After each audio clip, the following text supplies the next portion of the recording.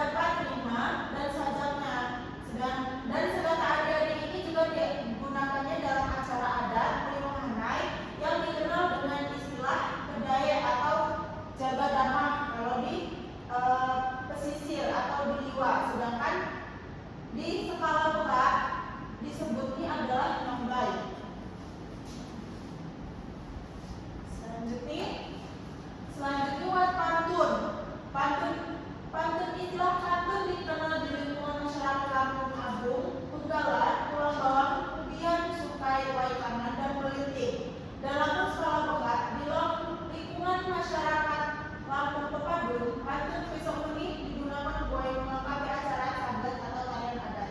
Jadi pantun ini biasanya digunakan sebagai pelengkap di acara adat. Jadi sebelum tarian adat dalam acara adat Lampung itu